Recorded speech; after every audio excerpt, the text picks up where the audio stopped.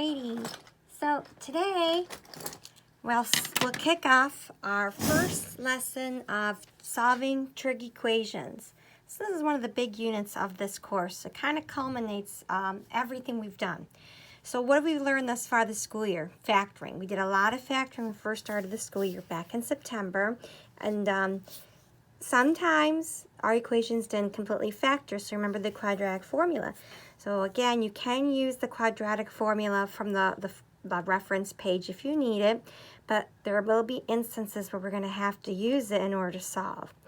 I'm not sure if you remember a few weeks back I gave you some quizzes on solving linear and quadratic equations.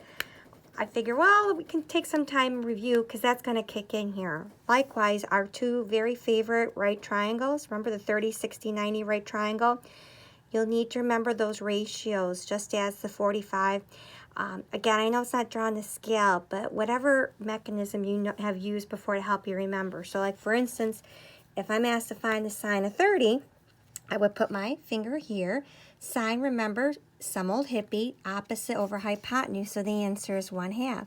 Now, granted, I know you probably could have done that on the calculator too, but remember, some of those answers might be irrational and you can't write the calculator answer, so watch out. So like for instance, the cosine 150 requires us to remember all students take calculus. So that's a quadrant 2 angle, and in quadrant 2, cosine is negative. So if you remember, we find the reference angle by taking 180 minusing the 150. Oh, so we use 30 and cosine has caught another hippie adjacent over hypotenuse. So this answer would be negative radical 3/2. So you might remember that. I'm trying to brainstorm the whole school year. Also, what might come in handy, and you can still use your formula page for this, is the Pythagorean trig identity, knowing that sine squared of the angle plus cosine squared of the same angle equals 1. But remember, we spent some time with this right before we went to remote learning because of the pandemic. Remember, there's two variations that the IB expects you to recall, but they don't give it to you. So if you remember, if you subtract sine squared from both sides, you come up with a new identity of cosine squared of the angle is equal to 1 minus sine squared of the same angle. Likewise, if you subtract cosine from both sides, you get another identity.